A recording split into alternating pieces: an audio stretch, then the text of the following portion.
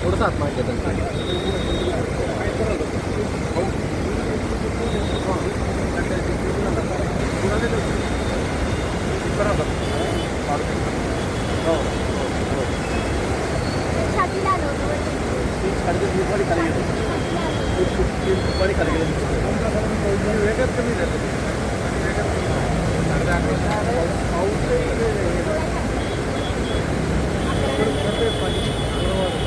गंगापूरचे दारवाजे आपलं म्हणताय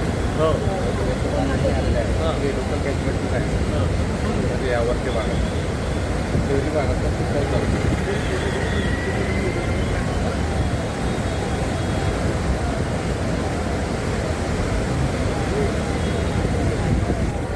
ठिकठिकाणी सर बंदोबस्त लावलेला आहे. सकाळी पण जे असतील विसर्जनचं होतं ना त्याला तिकडे घेऊन गेलं नाही तिथं करायला लावलं. फक्त एक दोन माणसांनी ती सगळी लोकांना जवळ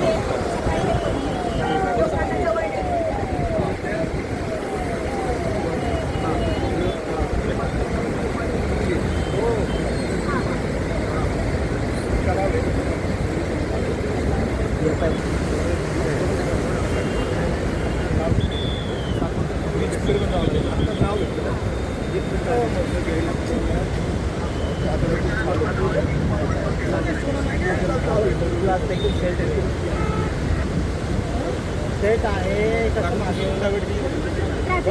माझे भाव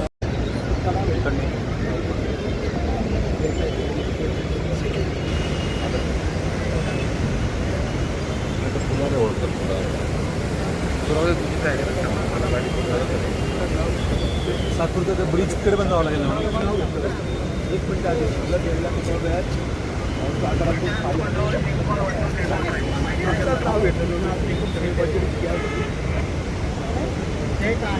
ट्रॅफिक दृष्टिकोन डायव्हर्ट केली ट्रॅफिक डायव्हर्ट केली. ट्रॅफिक व्यवस्थित आहे. ट्रॅफिकचं काही हे नाही. नागपूर त्र्यंबक रोडचा रस्ता जेवढा हे झाला तर आता व्यवस्थित झाला. पाणी कमी झालं, फ्लो कमी झाला.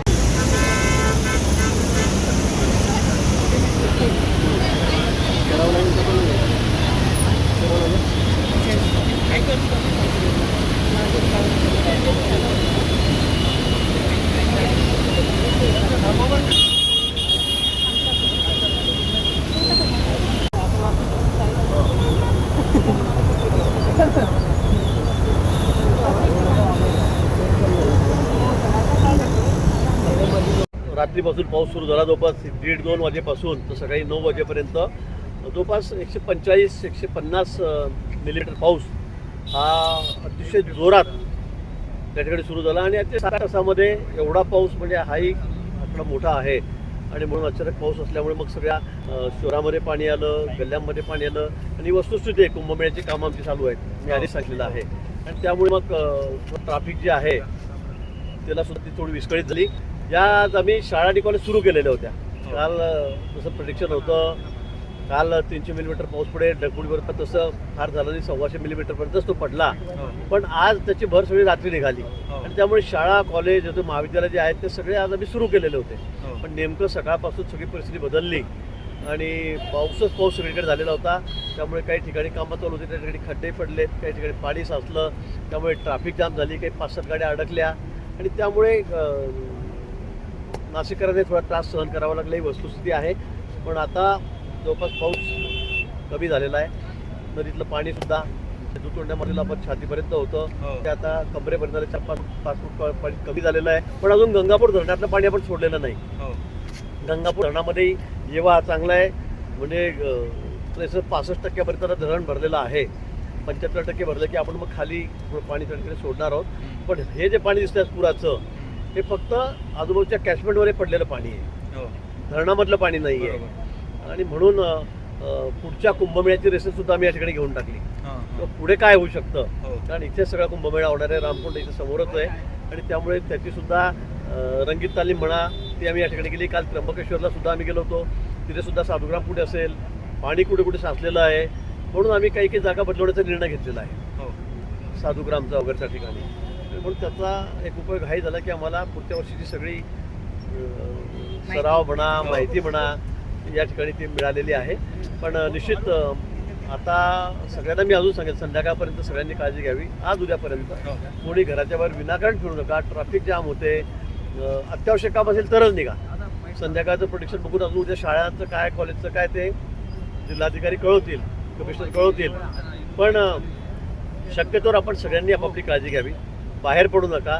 नदीचा पूर बघायला चला, तिकडे नंदिनी नदीचा पूर बघायला चला, मग काटाशी उभे आहेत. अशाच वेळेला मोठा अपघात त्या ठिकाणी होतो. म्हणून मला वाटतं आपण ते सगळ्यांनी टाळावं अशी विनंती शासनातर्फे, प्रशासनातर्फे आम्ही सर्वांना करतो. प्रामुख्याने आज जे नागरिकांचे हाल होत आहेत ते जे रस्त्याची कामं अर्धवट आहेत, काही ठिकाणी जी रस्त्यावर माती टाकली तो भराव खचला, त्यामुळे गाड्या अडकल्या. अर्धवट काम आहे आपल्या सगळ्यांना माहिती. मी वारंवार तेच सांगतो की आता कामं यावर्षी सुरू केली आहे. 6 महिन्यामध्ये कुंभमेळा 1.25 वर्ष अजून आहे. कामं होतील ना पूर्ण, कामं होणार नाहीत पूर्ण. पण आता कामं अशी अचानक 2-3 महिन्यात पूर्ण होणार नाहीत. ती हजारो कोटीची कामं आहेत. आपल्याला नाशिक शहर अगदी पूर्ण बदलून टाकायचं, सगळा चेहरामोहरा बदलणार आहे. सगळे रस्ते सिमेंटचे आपण त्या ठिकाणी करतोय, फुटपाथ करतोय, मधले याच्यामध्ये झाडं लावतोय, शोभीकरण करतोय, सगळंच करतोय. पण त्यासाठी वेळ लागणार आहे. आणि म्हणून मी वारंवार सांगितलं, मी दिलगिरी व्यक्त केली, माफी मागितली नाशिककरांची की बाबा थोडा वेळ आपल्याला सहन करावा लागेल. पण पुढच्या वर्षीपासून तुम्ही बघाल, लोक नाशिक शहर बघायला येतील. इतकं सुंदर आम्ही नाशिक शहर करतोय. पण कालच्या पावसामुळे आमच्या सगळ्या यंत्रणा अलर्ट आहे. इथे महापालिकेतर्फे तर तुम्ही बघतायत कशा पद्धतीने कमिशनर या ठिकाणी आहेत, सगळे त्यांचे सहाय्यक आहेत, सगळे अधिकारी कर्मचारी पूर्ण वेळ या ठिकाणी कामं. काही लोकांना शिफ्ट करायचं होतं 3-4 ठिकाणी, ते सुद्धा आम्ही त्या ठिकाणी सकाळी केलेले आहेत. या ठिकाणी पोलीस यंत्रणा बघा 24 तास 24/7 हे सगळे अलर्ट आहेत.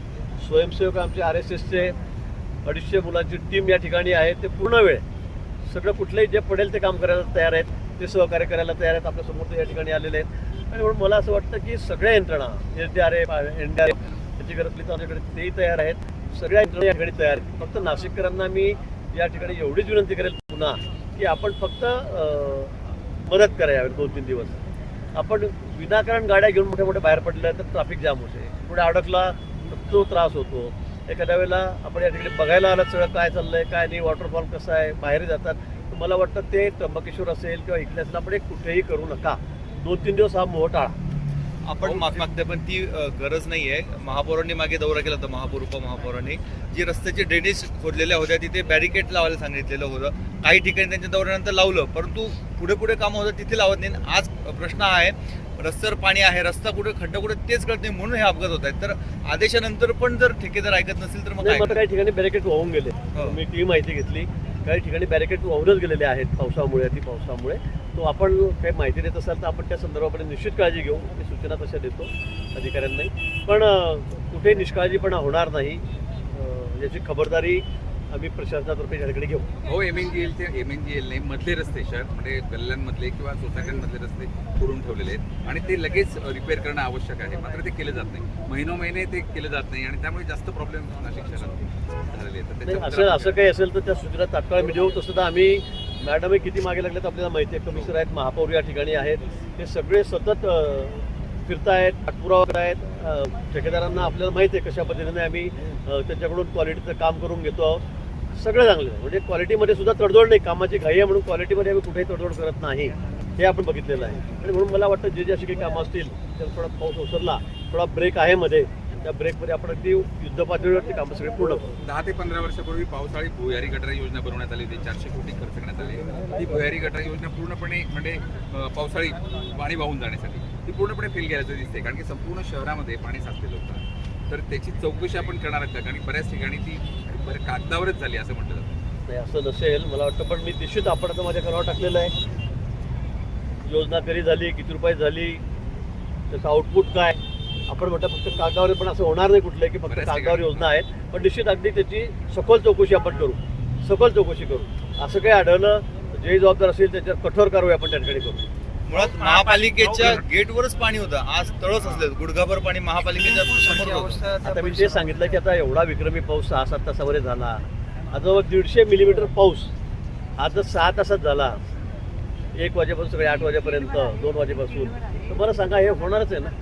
असं आपल्याकडे अशी कुठले असं यंत्रणा नाही आपल्याकडे की किती पाऊस पडू द्या आम्ही साचून देणार नाही, असं होणार नाही.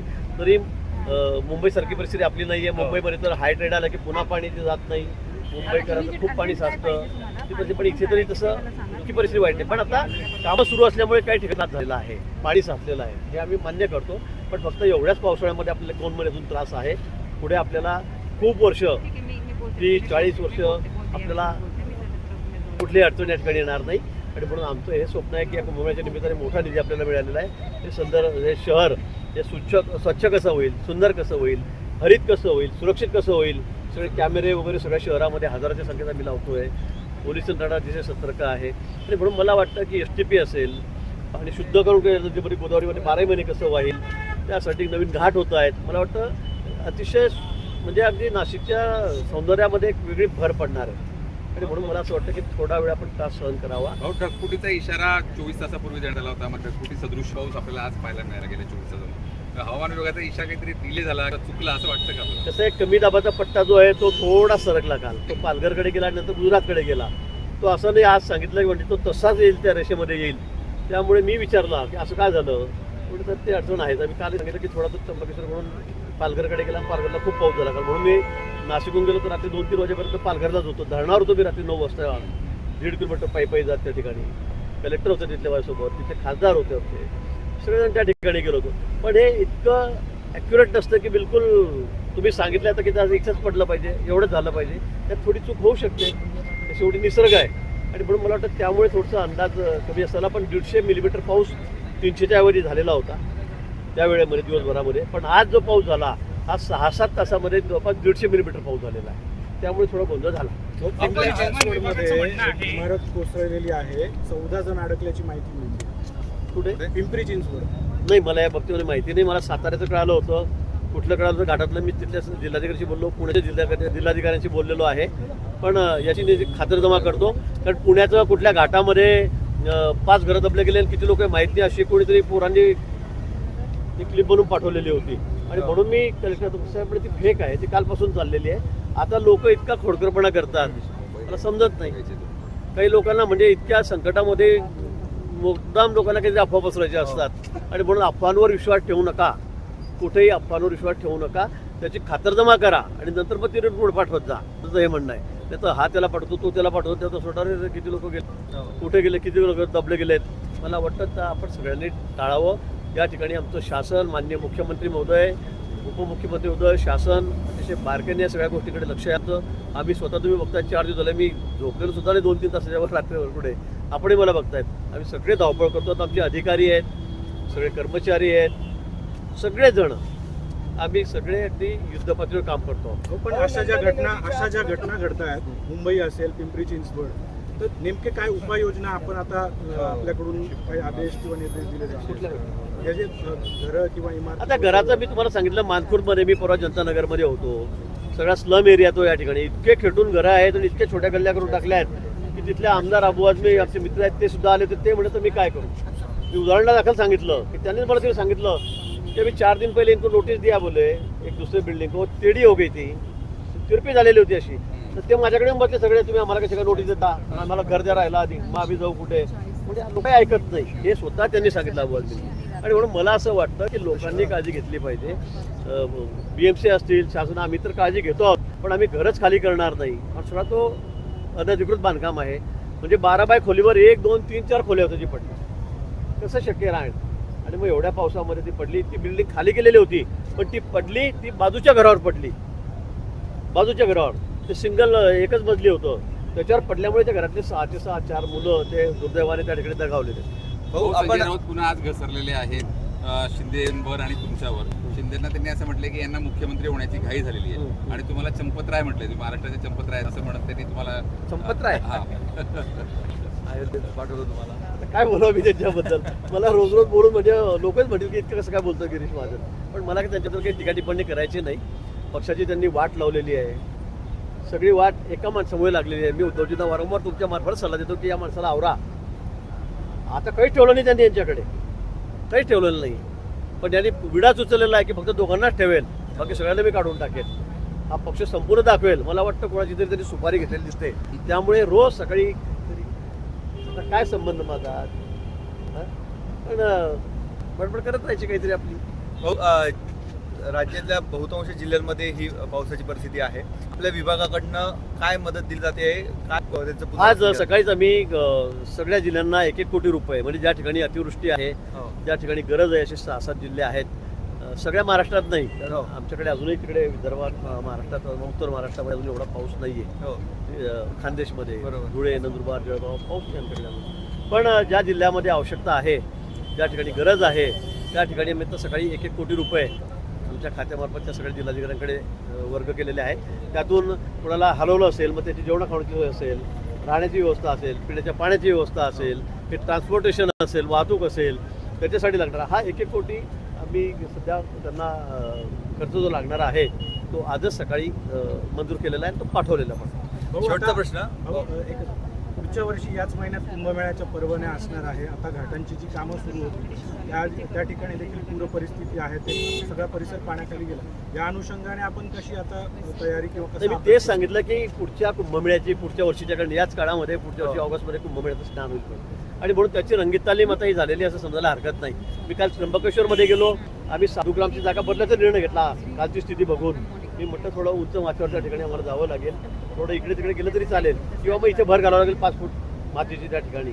दोघातून काहीतरी करावं लागेल आणि म्हणून आता पाऊस कमी झाला की पुन्हा आम्ही त्याच्यावर एकदा बैठक करू, त्या ठिकाणी जाऊन स्पॉट एक्झामिन करू आणि त्या ठिकाणी निर्णय करू. पण सगळ्या पावसाची शक्यता तपासून त्या ठिकाणी आम्हाला पुढचे निर्णय त्या ठिकाणी घ्यावे लागतील. त्या ठेवला कोट्यावधी लोक या ठिकाणी येणार आहेत. इथे काही बदल अपेक्षित आहे आता सध्याचं इथले जे काम चालू आहे, इथे काही नाही, सूचना या आपल्या? ठिकाणी इथे काहीच बदल करू शकत नाही आपण. आता साधुग्रामची जागा आहे ती आहे, तिला काही अडचण नाही आहे. ते नदीवर तर काहीच करू शकत नाही. नदी पाटलामध्ये की बाबा इकडे आहोत करा का तिकडे कुंड करा. आपण इथे आता नवीन 2-3 कुंड करतोय, हो. काही व्हीआयपीची व्यवस्था आपण वेगळी करतोय, इकडे हो. नाळ्याची तिथे करायची, जो आपण विचार करतोय. मुख्यमंत्री मोदींशी आम्ही त्या ठिकाणी बोलू. आताच आयुक्त मॅडम महापौरांचं या ठिकाणी बोलणं झालं, पण ते थोडा नंतरचा विषय, 15 दिवसानंतर, महिनाभराचं पाणी उसरल्यावर, कमी झाल्यावर. पण निश्चित जिथे पाण्याची अडचण येणार असेल, खूप पाणी थांबणार असेल, तुंबणार असेल, कारण त्र्यंबकेश्वरमध्ये जिथे साधुग्राम होणार आहे त्या ठिकाणी जमीनच दिसत नव्हती, पूर्ण पाणी होतं. त्यामुळे मग आम्ही थोडी जागा बदलण्याचा निर्णय त्या ठिकाणी घेतलेला आहे, तो होईल. Okay, thank you. हो.